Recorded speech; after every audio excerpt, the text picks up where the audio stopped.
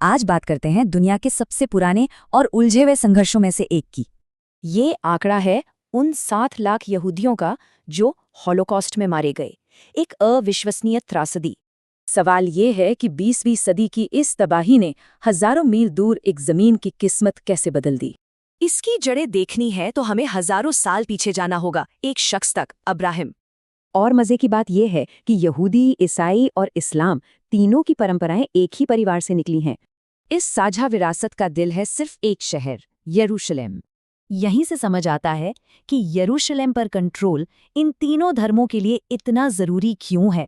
इसी घटना के बाद शुरू हुआ यहूदियों का करीब 2000 साल लंबा निर्वासन, यानी डायस्पोरा। सदियों तक इस पवित्र भूमि पर एक के बाद एक कई ताकतवर साम्राज्यों ने राज किया, लेकिन अपनी जमीन पर लौटने का सपना हमेशा जिंदा रहा।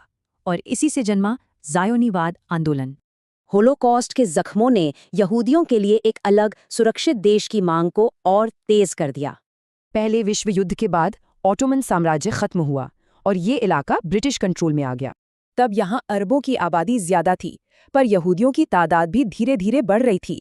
तो यूएन ने जमीन को 2 राज्यों में बांटने का प्लान दिया। यहूदी नेताओं ने माना, अरब नेताओं ने नहीं। 1948 में इजराइल ने अपनी आज़ादी का ऐलान किया और उसी वक्त जंग छिड़ गई। नतीजा, इजराइल की जीत हुई और लाखों फिलिस्तीनी अपनी ही जमीन पर शरणार्थी बन गए। इजराइल के लिए ये स्वतंत्रता संग्राम था, 2000 साल पुराने सपने का सच होना।